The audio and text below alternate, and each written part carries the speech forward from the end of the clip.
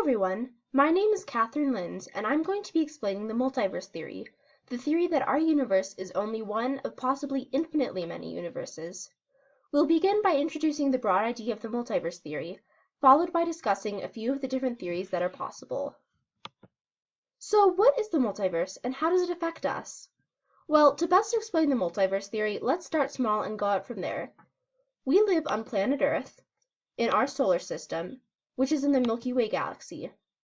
The Milky Way galaxy is contained in a larger set of galaxies called the local group. This is part of the Virgo supercluster, which is finally part of the observable universe. That's our cosmic address, starting with our planet and ending with all that we know to exist. Except for it might not actually end at the observable universe. And that's what the multiverse theory addresses, that maybe there are in fact multiple or even an infinite number of universes, and ours is only one of that large group. Within this broader idea, there are several sub-theories that describe what this model of existence could look like, but we'll discuss those later. Great, you might say, but I've been living my entire life without even thinking if this is possible, so how does it affect me now? Why is it even worth knowing about? Well, my answer to you would be that you're right in the sense that your existence would not technically hinge on simply knowing at some point in your life that there may be a lot of universes. But if the theory proves to be true, it would be completely revolutionary for the idea of existence as we know it. Just like we're taught about other planets, solar systems, and galaxies, we would need to be taught about the existence of other universes as well to develop a full understanding of existence. This, then, is what the multiverse theory generally refers to as a whole. Within this broader topic, however, there is still discussion on how this multiverse would be designed, if the theory is true at all. The most logical and most commonly discussed theories are Max Tegmark's 4 levels of the multiverse, so they will be the ones that I'm going to discuss. Let's start at the beginning with level 1. According to Max Andrews in his article, An Outline of Tegmark's 4 Levels of the Multiverse, this type of multiverse would be that our universe extends beyond simply what we know for a fact exists, our observable universe, as I mentioned as part of our cosmic address, and the part of the universe that goes past what we can see would be considered a different universe. Now, before I get too far ahead of myself, I'll explain what the observable universe is. The Big Bang, or the moment when the universe popped into existence, so to speak, happened about 13.7 billion years ago. That means that light has only had 13.7 billion years to travel, since it's only been in existence that long. Add the rapid expansion of the universe into that, and we can only see about 92 billion light years away from us, because any light farther than that simply hasn't had enough time to reach us. Anything past that 92 billion light years in any direction away from Earth would be considered another universe by Tegmark's Level 1 multiverse. So here we have our observable universe, and the 92 billion light years that we can see in a direction. But by Tegmark's Level 1 standards, we could possibly have alternate universes 1 and alternate universe 2 over here, and they would be another universe because we can't see them, because this is as far as we can see. So this could be out here, but we wouldn't be able to see it because we can only see this far. Clara Moskowitz goes further in her description of Level 1 in her article on space.com, titled 5 Reasons We May Live in a Multiverse. She also mentions that, if the universe is infinite, but there are only so many ways that all the matter in the universe can be arranged, then the arrangement of particles must, at some point, make a pattern that is almost identical to another pattern somewhere else in the universe, or in this case, the multiverse. This implies that somewhere there is another Earth very, very similar to our own. There could be and would be other yous, but ones with entirely different life stories. Maybe some other you is the ruler of the world. Maybe they're living your dream life. Maybe they're dead, or maybe they just had cereal for breakfast this morning instead of toast. But the funny thing is, in this type of multiverse, there would be as many yous as needed to fulfill all of these stories, so they would all happen somewhere. Seems fairly straightforward, right? Level 2 gets a little more complicated. It allows for bubble universes that don't function primarily the same as our own. Let me explain. So these bubble universes would be physical universes outside of our own, similar to Level 1.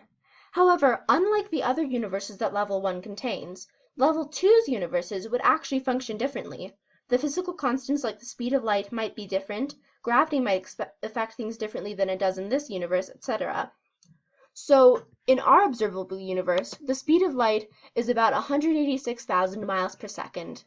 But maybe in alternate universe 2 over here, it's only 5,000 miles per second. Maybe alternate universe 1 is a little bit closer at 180,000 miles per second.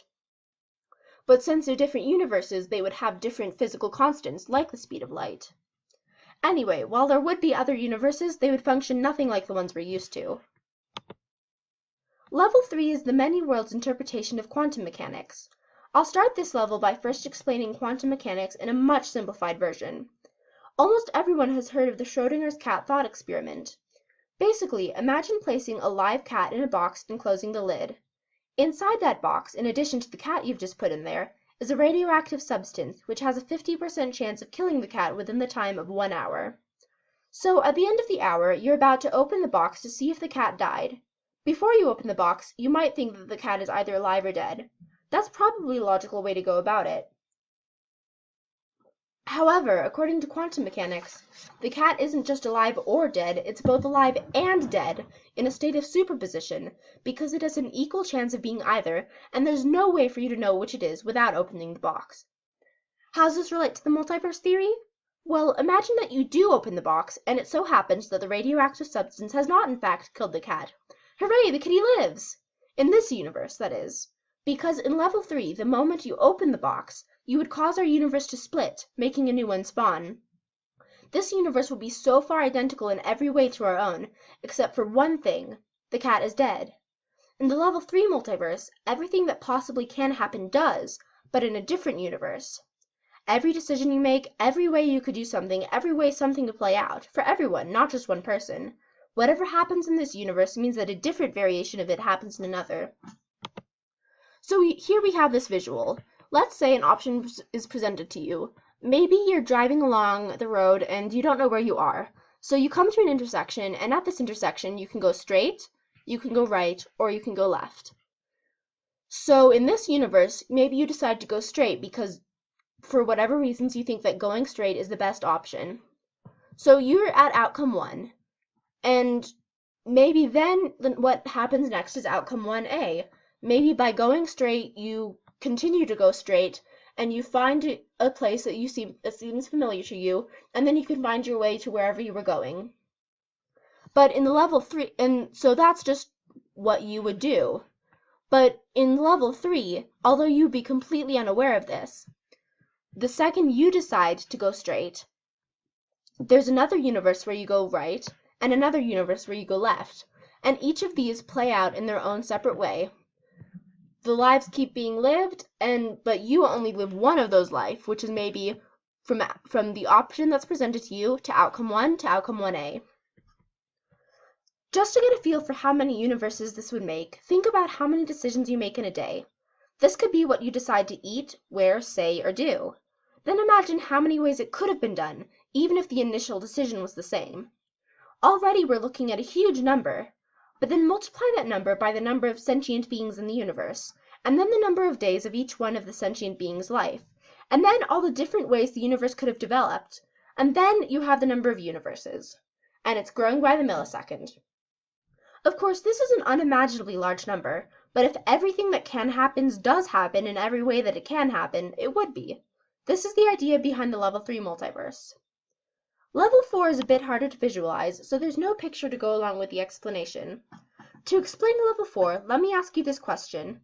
Do the concepts of mathematics exist because we've made them, or because they fundamentally do exist and our language just describes them? To rephrase it, did math cause the universe, or did we just create a handy way of talking about the universe so it makes a little more sense to us? If you didn't have an answer, that's perfectly normal, because a lot of scientists and mathematicians don't either.